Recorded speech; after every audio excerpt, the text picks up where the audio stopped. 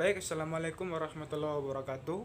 Perkenalkan, nama saya Muhammad Dimas Pradana dari Program Studi Ekonomi Pembangunan Universitas Trunojoyo Madura. Di sini saya ingin mengulas sedikit tentang pemerataan pembangunan dengan pemindahan ibu kota oleh pemerintah. Apakah itu dapat terjadi pemerataan pembangunan? Baik, kita mulai diskusi kali ini. Pembangunan ekonomi merupakan suatu daya dan upaya dalam mewujudkan kesejahteraan masyarakat dalam berbagai aspek kehidupan, seperti tersedianya infrastruktur yang memadai untuk menunjang aksesibilitas dan menunjang mobilitas nasional,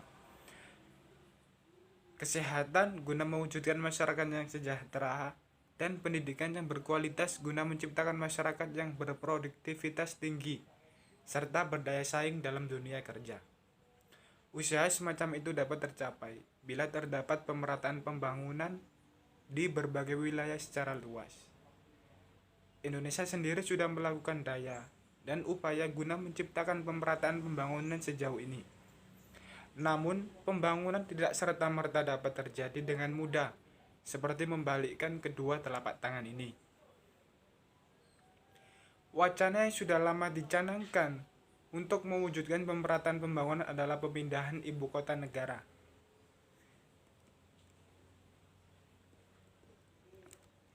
Karena Jakarta dinilai sudah tidak relevan lagi dengan indikator sebuah negara. Dengan maraknya pengangguran, masalah sosial seperti kemiskinan, kesenjangan, dan kecemburuan sosial di Jakarta menjadikan kota ini sudah tidak sanggup lagi menahan beban yang lebih berat lagi pada masa yang akan mendatang. Pemindahan ibu kota sudah tidak lazim lagi terdengar. Bahkan pendiri bangsa ini, Insinyur Soekarno, sudah merencanakan pemindahan ibu kota sejak jauh-jauh hari sebelum masa saat ini, yaitu menuju pulau lain di luar Pulau Jawa, yaitu Palangkaraya, dengan anggapan bahwa Kalimantan adalah pulau terbesar di Indonesia dan terletak persis di tengah-tengah negara Indonesia. Selanjutnya juga Insinyur Soekarno dengan usulan untuk wilayah pemindahan ibu kota dengan anggapan ingin menjadikan Indonesia sebagai negara yang menjadi pusat perekonomian dan transportasi dunia melalui Sungai Kahayan. Selanjutnya juga ada Insinyur Soeharto dengan usulan untuk wilayah pemindahan ibu kota negara, yakni di Jonggol, di Bogor. Namun belum dapat terrealisasikan. Kemudian pada tahun 2010, Presiden Indonesia waktu itu Bapak Susilo Bambang Yudhoyono juga mengusulkan alternatif pemindahan ibu kota di Purwokerto, namun gagal juga. Kemudian pada era Habibie juga direncanakan pemindahan ibu kota negara ke Sidrap, Sulawesi Selatan, dengan alasan terletak di tengah Indonesia. Kemudian pada tahun 2019, melalui rapat terbatas Presiden Republik Indonesia Insinyur Joko Widodo memutuskan untuk memindahkan ibu kota negara keluar Pulau Jawa. Pemindahan ini tertuang dalam rencana pembangunan jangka menengah nasional tahun 2020 sampai 2024. Sejak awal periode Presiden Republik Indonesia Joko Widodo menekankan pembangunan Indonesia sentris. Maksud Indonesia sentris di sini ialah pembangunan yang merata dalam berbagai bidang di seluruh wilayah Indonesia. Jika selama ini pembangunan hanya berpusat di Jawa atau lebih dikenal dengan Jawa sentris, maka Presiden ingin menghilangkan istilah itu melalui pemindahan ibu kota, sehingga pembangunan akan lebih merata dan wilayah yang ditunjuk sebagai ibu kota baru dapat berkembang dan membuka kesempatan baru untuk menjadi negara Indonesia sentris. Tentu terdapat pro dan kontra terhadap pemindahan ibu kota negara, dengan anggapan bahwa kenapa harus pindah? Masih banyak masalah-masalah lain yang juga harus diselesaikan dan mendapat prioritas dari pemerintah untuk menyelesaikan masalah tersebut, seperti halnya masalah pengangguran, kemiskinan, dan masih banyak hal lain yang lebih penting. Dana yang digelontorkan juga tidak sedikit untuk merealisasikan ibu kota baru dan memakan anggaran negara yang cukup besar guna menunjang dan menyelesaikan proyek pembangunan tersebut. Namun pertanyaannya di sini adalah, apakah penting untuk pindah ibu kota? Seberapa efisien bila terjadi pemindahan ibu kota? Dilihat dari segi apakah untuk melakukan pemindahan ibu kota? Apakah pemindahan ibu kota menjamin pemerataan pembangunan? Di sini kami ingin mendeskripsikan kelebihan dan kekurangan terkait pemindahan ibu kota baru, menjelaskan tingkat efisiensi dari pemindahan ibu kota, mendeskripsikan permasalahan terkait pemindahan ibu kota baru, dan mengetahui apakah pemindahan ibu kota dapat menjamin pemerataan pembangunan atau tidak. Pembangunan pada dasarnya merupakan suatu upaya manifestasi pencapaian kesejahteraan yang nyata bagi penduduk suatu negara. Dalam pembangunan yang dimaksud terkandung suatu upaya yang terus-menerus dilakukan oleh penduduk negara guna mencapai sasaran kesejahteraan yang diinginkan baik dalam jangka pendek maupun dalam jangka panjang. Semakin berkembangnya zaman, semakin menuntut intensitas dan eskalasi pembangunan yang lebih besar lagi dalam memenuhi kesejahteraan hidup rakyatnya. Dalam kaitannya dengan pembangunan, maka menurut Todaro tahun 2000 menjelaskan bahwa pembangunan ekonomi pada umumnya didefinisikan sebagai suatu proses yang menyebabkan kenaikan pendapatan real per kapita penduduk suatu negara dalam jangka panjang yang disertai dengan perbaikan sistem kelembagaan. Dalam pencapaian pembangunan ekonomi dibutuhkan kemauan dan tekad yang kuat dari pemegang saham atau stakeholder untuk mengolah sumber daya ekonomi yang ada. Dalam hal ini, pembangunan ekonomi yang hanya berfokus pada kenaikan PDB saja tidak akan mampu untuk menyelesaikan permasalahan pembangunan yang bersifat kompleks. Kompleksivitas pembangunan ekonomi terjadi karena tuntutan kesejahteraan hidup dari rakyat semakin meningkat seiring dengan dinamika yang terjadi. Todaro 2000 mengatakan bahwa keberhasilan pembangunan ekonomi dapat ditunjukkan oleh 3 hal penting, yaitu yang pertama, berkembangnya kemampuan masyarakat untuk memenuhi kebutuhan pokoknya. Yang kedua, meningkatnya rasa harga diri masyarakat sebagai manusia. Dan yang ketiga, meningkatnya kemampuan masyarakat untuk memilih, yang merupakan salah satu hak asasi manusia. Dalam pandangan lain, Huntington 1987 menjelaskan bahwa tujuan dari pembangunan meliputi: pertama, pertumbuhan ekonomi diwujudkan dalam bentuk kenaikan Gross National Product atau GNP per kapita. Yang kedua, pemerataan didefinisikan sebagai pengurangan baik dalam kemiskinan mutlak atau absolute poverty dan pemerataan kekayaan atau wealth inequality. Yang ketiga, demokrasi. Yang keempat, politik. Yang kelima, otonomi. Didefinisikan sebagai kemampuan bangsa negara untuk membuat kebebasan ekonomi dan keputusan politik. Berdasarkan 2 pandangan di atas, dapat disimpulkan bahwa pada dasarnya pembangunan ekonomi dapat ditujukan untuk memberikan kesempatan kepada penduduk sebagai pelaku ekonomi untuk melakukan kegiatannya. Dalam pelaksanaan pembangunan ekonomi tersebut dapat diarahkan pada pemenuhan kebutuhan penduduk sesuai sumber daya ekonomi yang ada. Dan dalam mencapai pembangunan ekonomi yang terwujud dapat dilakukan dengan cara pemerataan, penyediaan infrastruktur publik yang memadai dalam melaksanakan aktivitas ekonomi yang efisien.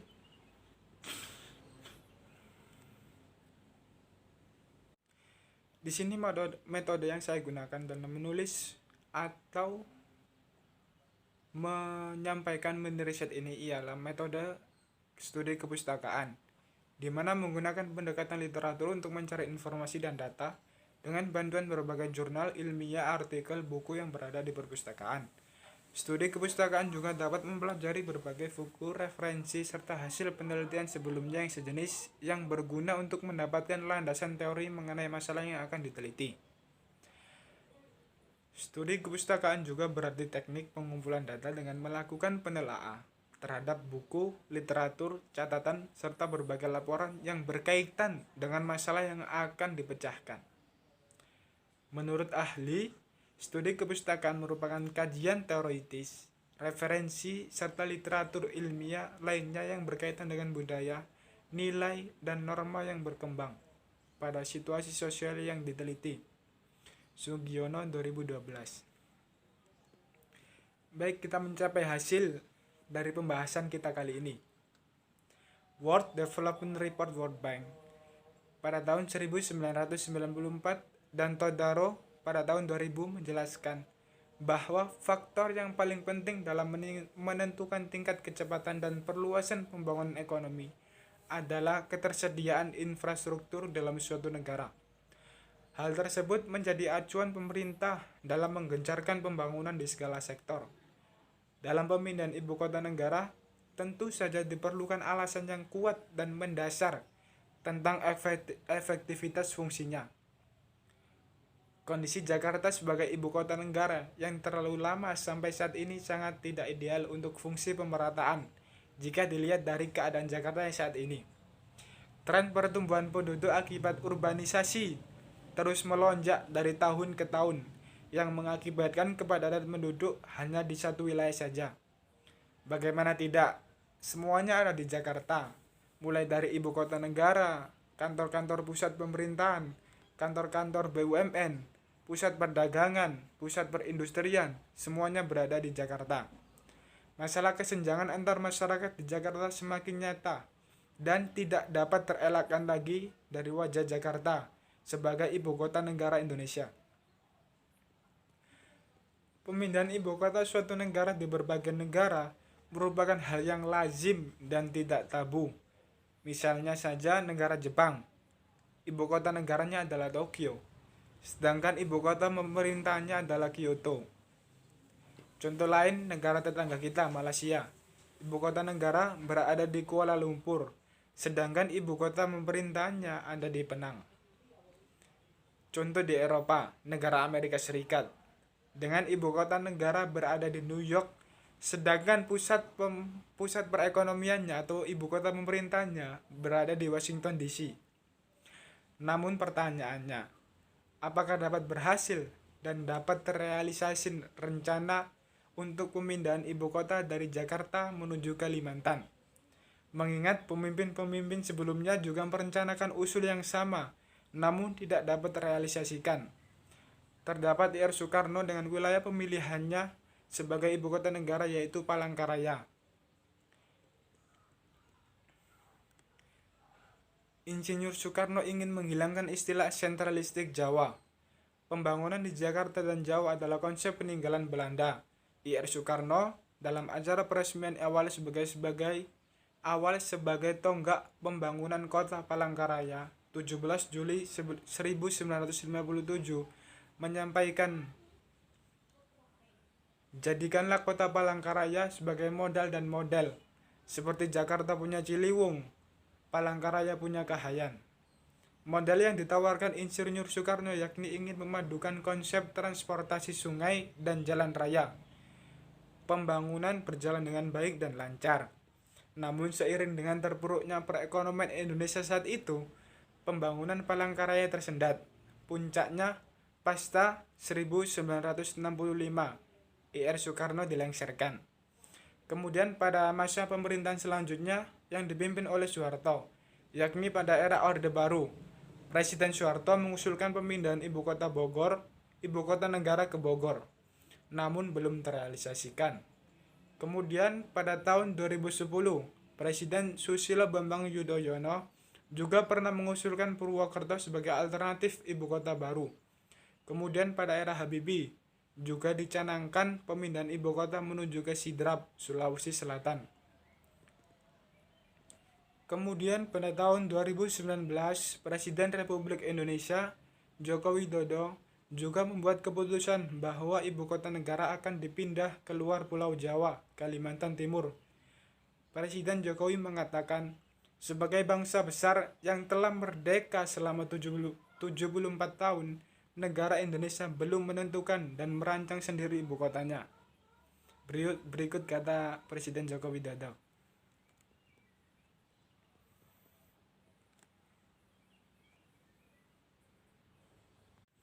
Sebagai upaya untuk mendukung pemindahan ibu kota baru pada masa pemerintahannya, Presiden Joko Widodo membangun berbagai infrastruktur guna mempersiapkan rencana tersebut. Dan di antaranya pembangunan jaringan pembangkit listrik. Yang kedua, pembangunan dam untuk pasokan air bersih. Yang ketiga, jalan tol Balikpapan Samarinda sejauh 99 km. Yang keempat, pengembangan Bandara Internasional Balikpapan. Yang keenam, jembatan Pulau Balang menghubungkan kota Balikpapan dan Kabupaten Penajam Pasir Utara. Kemudian, jalan tol Balikpapan Sepaku (PPU) sejauh 30 km. Mempersingkat akses dari kota Balikpapan menuju ibu kota baru. Yang terakhir, jembatan tol laut Teluk Balikpapan (PPU) sejauh 14 km akan menjadi jembatan tol atas laut terpanjang di Indonesia. Pembangunan antar pulau dapat dilihat dari investasi yang digelontorkan untuk daerah tersebut. Nilai investasi di suatu negara akan meningkatkan perekonomian wilayah tersebut. Hal ini akan mendorong perluasan tenaga kerja, pembangunan infrastruktur, dan kesehatan dan pendidikan yang ada. Aksesibilitas semakin tinggi.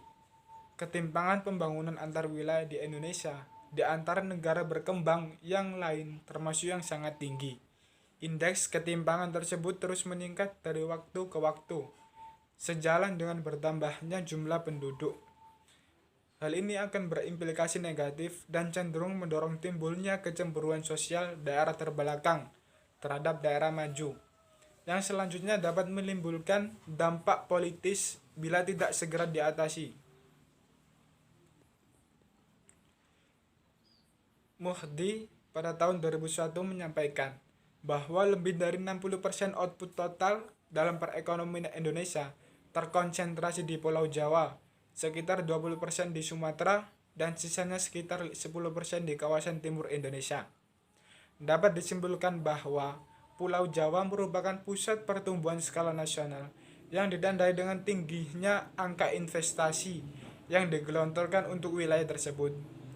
Hal ini lantas membuat para imigran dari luar Jawa melakukan migrasi dengan harapan dapat meningkatkan standar hidupnya. Namun, di sisi lain, Pulau Jawa semakin padat, sehingga banyak permasalahan yang muncul baik sosial maupun ekonomi. Hal ini tentu dapat menghambat pemerataan pembangunan. Pemerataan pembangunan bertujuan untuk mengurangi kesenjangan di seluruh lapisan masyarakat, memperkecil kesenjangan antar wilayah, pemerataan infrastruktur, sehingga kemiskinan berhasil diselesaikan. Dalam memindahkan ibu kota negara, diperlukan alasan yang kuat dan mendasar tentang efektivitas fungsinya. Memindahkan aktivitas perekonomian dari satu wilayah ke wilayah yang lain memang sulit, namun bukan berarti tidak mungkin. Dengan melihat efektivitas fungsinya, hal ini dapat memperbesar daya dukung kota lama untuk nyaman dihuni dan memberi kesempatan kota baru dan kawasannya juga ikut berkembang. Berdasarkan pemikiran geografis, ibu kota negara yang ideal harus mempertimbangkan aspek spasial, ekologis, dan kewilayahan. Maka perlu antara lain adalah tersedia lahan yang sesuai, aman, nyaman, lingkungan sehat, bebas dari bahaya dan bencana, aksesibilitas dan arus informasi memadai, ketersediaan lahan untuk negara sahabat atau kedutaan, ketersediaan air bersih, fasilitas umum, fasilitas kesehatan, masyarakat sekitar kondusif, dan tidak menimbulkan masalah ketimpangan antar wilayah. Dan yang paling penting, tidak menghilangkan hak-hak masyarakat adat untuk menjalankan aktivitas sukunya, dan merujuk kepada pembangunan yang berkelanjutan sesuai dengan rencana Indonesia. Tentu pemerintah juga harus melihat dari segi biaya dan anggaran yang harus digelontorkan untuk membuat ibu kota negara baru yang idealis. Hal ini perlu rencana yang matang dan efisien serta signifikan. Jangan sampai dengan membangun ibu kota baru, tetapi masalah-masalah lain yang lebih krusial tidak dapat diprioritaskan. Jika berhutang, negara harus mempunyai kemampuan untuk membayar itu semua di kemudian hari.